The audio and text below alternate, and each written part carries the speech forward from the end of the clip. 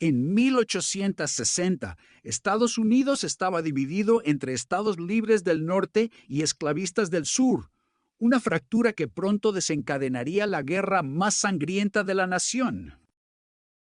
El 4 de marzo de 1861, Lincoln juró preservar la Unión, advirtiendo que una nación dividida no puede perdurar, mientras la capital observaba expectante.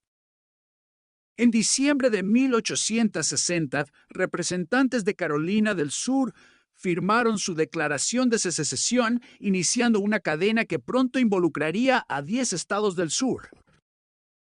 La Confederación de los Estados de América se proclamó en Montgomery, adoptando una constitución que protegía la esclavitud y el derecho a la secesión.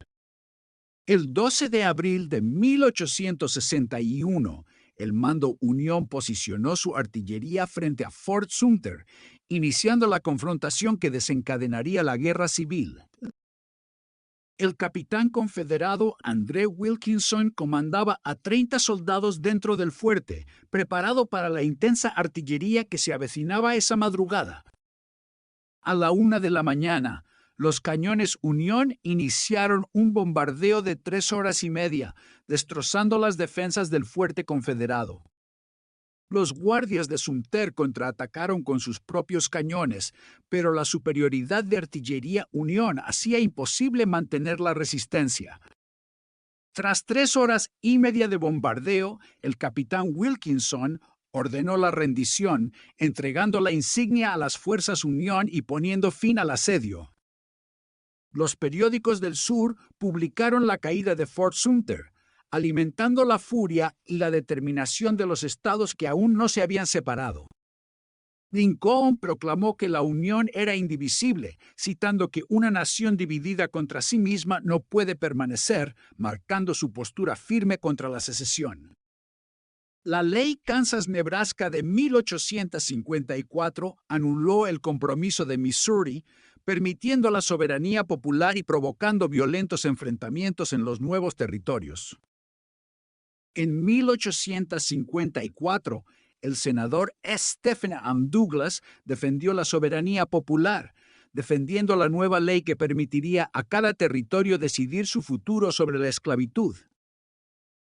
El territorio de Kansas se convirtió en un campo de batalla, con colonos abolicionistas y pro-esclavitud enfrentándose en una violencia que presagiaba la guerra civil. En 1857, la Corte Suprema falló Dred Scott, declarando que los negros no eran ciudadanos, que el Congreso no podía prohibir la esclavitud en los territorios. El 8 de febrero, los delegados firmaron la Constitución Confederada, consolidando una nación que defendía la esclavitud y el derecho a la secesión como pilares. Tras la rendición de Fort Sumter, el norte movilizó cientos de miles de hombres, estableciendo campamentos y preparando una ofensiva contra la Confederación. El sur organizó sus fuerzas en Manassas, reuniendo brigadas que se preparaban para confrontar al ejército Unión en la primera gran batalla del conflicto. El 21 de julio de 1861, la primera batalla de Bull Run mostró la ferocidad del conflicto y confirmó que la guerra sería larga y sangrienta. Tras la derrota unionista, el ejército se retiró desorganizado, dejando un campo sangriento que demostró que la contienda sería mucho más larga de lo previsto. La batalla de Antietam, el 17 de septiembre de 1862, se convirtió en la más sangrienta del conflicto, con más de 23,000 bajas en un solo día. Al recibir la noticia de Antietam, Lincoln vio la oportunidad política para anunciar la proclamación de emancipación, redefiniendo la guerra. El 22 de septiembre de 1862, Lincoln proclamó la emancipación, transformando el objetivo de la guerra y prometiendo libertad a los esclavos rebeldes. Más de 180,000 soldados afroamericanos se alistaron, fortaleciendo al ejército de la Unión y demostrando el poder de la emancipación. La victoria unionista en Gettysburg del 1 al 3 de julio de 1863 marcó el punto de inflexión decisivo del conflicto en el este. Al finalizar la batalla, la bandera Unión ondeó sobre Cemetery Ridge, simbolizando la resistencia del norte, la ruptura del impulso confederado. En julio de 1863, la caída de Vicksburg garantizó el control del Mississippi, dividiendo la Confederación y cortando sus rutas de suministro.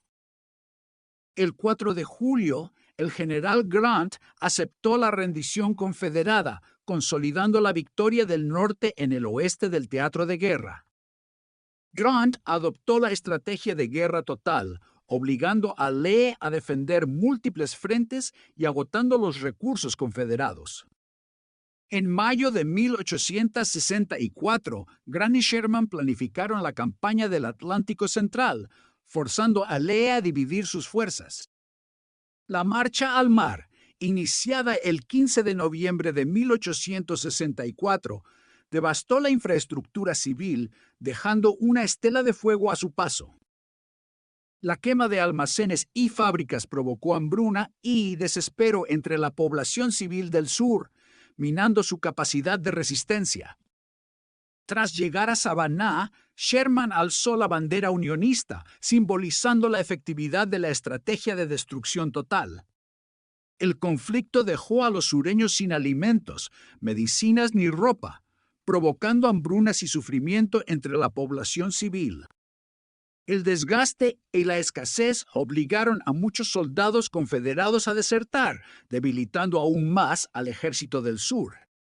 La victoria en Atlanta impulsó la campaña de Lincoln, garantizando su reelección en noviembre de 1864 y la continuación de la guerra total. El 8 de noviembre de 1864, Lincoln fue reelegido, asegurando la permanencia de la política de emancipación y la victoria final de la Unión. El 26 de abril de 1865, el general Johnston rindió en Carolina del Norte, marcando el fin práctico de los últimos combates del conflicto. La 13ª enmienda, ratificada en diciembre de 1865, abolió formalmente la esclavitud, cerrando legalmente una de las causas de la guerra. Durante la reconstrucción, se crearon escuelas públicas para la población liberada, intentando reconstruir la sociedad del sur bajo nuevas leyes.